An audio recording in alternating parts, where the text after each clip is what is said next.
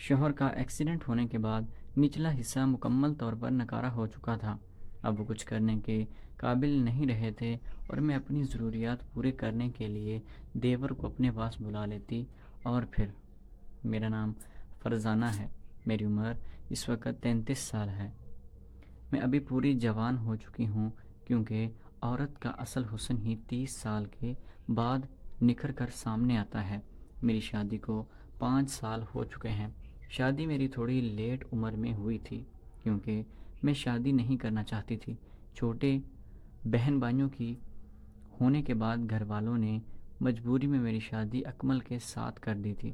اکمل ایک private factory میں کام کیا کرتا تھا اور بہت ہی زیادہ محنتی لڑکا تھا، بہت ہی اچھا تھا، میرا بہت زیادہ خیال رکھا کرتا تھا۔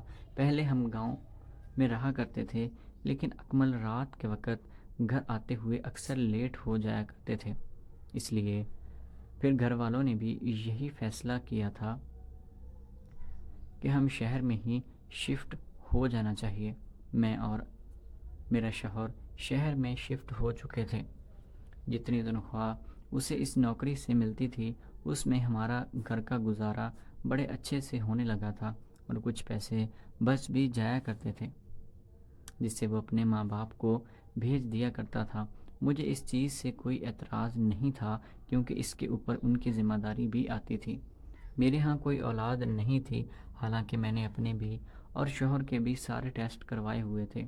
کوئی بھی مسئلہ ہمارے اندر نہیں تھا، بس خدا کی کرنی تھی جس کے آگے ہم بے بس تھے۔ یہاں تک تو پھر بھی ٹھیک تھا، لیکن اس کے بعد قسمت نے میرے ساتھ ایسا کھیل کھیلا کہ میرے شوہر کا کام سے واپس آتے ہوئے اچانک ایکسیڈنٹ ہو گیا تھا، جس میں ان کا نچلا حصہ مکمل طور پر نکارہ ہو چکا تھا۔ وہ مفلوج ہو چکے تھے اور ویل چیئر پر آ گئے تھے۔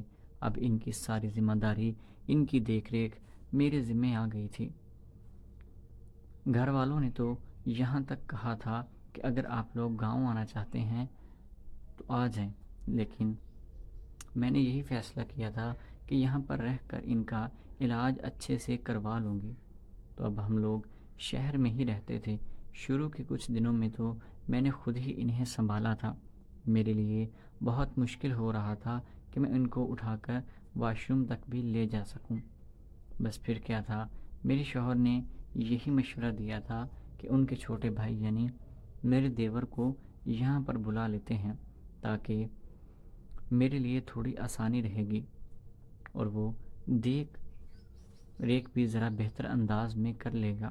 بس اسی لیے ہم نے اپنے دیور کو یہاں پر بلا لیا تھا۔ اب وہ میرے شوہر کی دیکھ بھال کیا کرتا تھا۔ ان چیزوں سے مجھے ذرا فرصت ملی تھی تو میں نے اپنے اوپر دھیان دیا کہ میری جوانی تو سوکھی سوکھی جا رہی ہے، میری کلیاں تو مکمل طور پر مرجھا چکی ہیں، اور شیشے میں جب میں نے اپنے آپ کو دیکھا تو میرا جسم ڈھلنے لگا تھا اور مجھے واضح طور پر معلوم ہوتا تھا کہ میں بڑھاپے کی طرف جا رہی ہوں، بوڑھی ہو رہی ہوں۔ حالانکہ میری عمر کوئی زیادہ نہیں تھی، میرا جسم جو پہلے تنا ہوا ہوتا تھا وہ لٹکنا شروع ہو گیا تھا۔ اس کی وجہ مجھے ایک ہی سمجھ آئی تھی کہ میرے پاس میرے شوہر نہیں آتے، اور اسی وجہ سے اب مجھے اپنے آپ کو دوبارہ فٹ کرنے کے لیے کچھ نہ کچھ تو ایسی ایکٹیویٹی ضرور کرنی تھی تاکہ میں دکھنے لائق ہو سکوں۔ شوہر تو مکمل نکارہ ہو چکا تھا، وہ تو کچھ کرنے کے قابل نہیں رہا تھا۔ اب یہ چیز میری برداشت سے باہر ہونے لگی تھی۔ ایک تو یہ کہ ہمیں اکٹھے وقت گزارے بہت عرصہ ہو چکا تھا، اور دوسرا کہ پریشانیوں کی وجہ سے فرسٹریشن بہت زیادہ بڑھ چکی تھی۔ اس لیے خود کو سکون دینے کے لیے مجھے کوئی نہ کوئی آسرا ضرور چاہیے تھا۔ اب شہر میں میری اور کوئی زیادہ واقفیت تو نہیں تھی، میرے پاس صرف اور صرف ایک ہی آپشن تھا، وہ تھا میرا دیور۔ اس کے علاوہ فی الحال یہاں پر میں کسی کو نہیں جانتی تھی۔ دیور میرا بیچارہ ہر وقت اپنے بھائی کی خدمت میں لگا رہتا تھا۔ اس کی عمر کوئی 18 سے 19 سال رہی ہوگی، میری عمر 30 کے قریب تھی۔ وہ مجھ سے بہت چھوٹا تھا، لیکن وہ پورا کڑیل جوان تھا۔ قد بھی اس کا 6 فٹ ہوگا، اور چہرے پر رعب اور خوبصورتی کیا ہی بتاؤں۔ کوئی بھی لڑکی اس کی طرف دیکھے تو مکمل طور پر پگھل جائے گی۔ میرے ساتھ بھی کچھ ایسا ہی معاملہ ہوا تھا۔ اب میں نے خود کو بنانا سنگارنا شروع کر دیا تھا، کیونکہ میں نے یہی سوچا تھا کہ اگر دیور کو بھی اپنی طرف مائل کرنا ہے تو اسے بھی اپنی خوبصورتی سے ہی رجایا جا سکتا ہے۔ بس پھر کیا، میں نے ان سے بات کرنا شروع کر دیا تھا۔ میں جو بھی کچھ اس سے کہتی اور اس کے پسند کے کھانے بنانا بھی شروع کر دیے تھے۔ حالانکہ یہ چیز مجھے اپنے شوہر کے لیے کرنی چاہیے تھی۔ میں مکمل طور پر یہ بھول چکی تھی کہ میں شادی شدہ ہوں اور میرا شوہر بھی ہے۔ اب تو میں دیور کو اپنے پیچھے لگانے کے لیے چکر میں لگی ہوئی تھی۔ ایک بار بارش بہت تیز ہو رہی تھی۔ دیور اٹھ کر باہر نکلا۔ میں اپنے کمرے میں لیٹی ہوئی تھی۔ وہ آ کر میری کھڑکی کے پاس کھڑا ہو گیا۔ میں سوئی تو نہیں تھی، لیکن ڈرامہ کر رہی تھی۔ وہ کچھ دیر مجھے بغور دیکھنے لگا اور پھر اپنا ہاتھ اس نے استعمال کیا اور اپنی منزل کو پانے کے بعد وہ چلا گیا تھا۔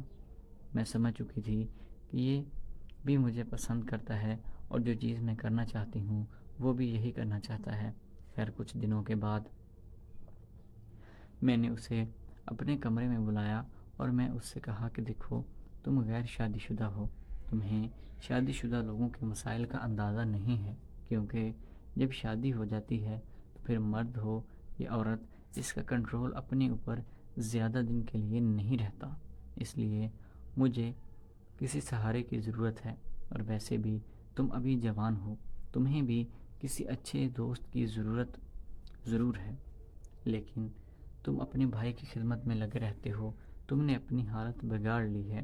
وہ بھی میری باتوں کو سمجھ رہا تھا۔ پھر وہ کہنے لگا کہ بھابھی، مجھے آپ سے اچھی دوست کہاں ملے گی؟ جب اس نے یہ بات کی تو میرے اندر پھول کھلنے لگے تھے۔ میں سمجھ گئی تھی کہ آگ دونوں طرف سے ہے۔ بس پھر وہ سمجھ گیا۔ ہم نے بغیر منہ سے بولے ایک دوسرے کو قبول کیا تھا اور پھر اپنے آپ کو سکون دیا۔ کچھ ہی دنوں میں میرے شوہر کا انتقال ہو چکا تھا اور پھر میں نے اپنے دیور کے ساتھ ہی شادی کر لی تھی۔ ابھی ہماری شادی کو 2 سال ہو چکے ہیں اور میرے ہاں 2 ماہ کا ایک بیٹا بھی ہے۔ تو دوستو، میری آپ سب لوگوں سے یہی گزارش ہے کہ اچھی قسمت کی دعا کرنی چاہیے۔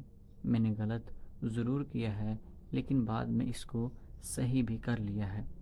اس میں قسمت کی کرنی ہے، یہ میری نصیب میں ایسے ہی لکھا تھا۔ جو گناہ میں نے کیا تھا، اللہ تعالیٰ مجھے اس گناہ کے لیے معاف فرمائے اور سب کی بہن بیٹیوں کی عزتیں محفوظ رکھے۔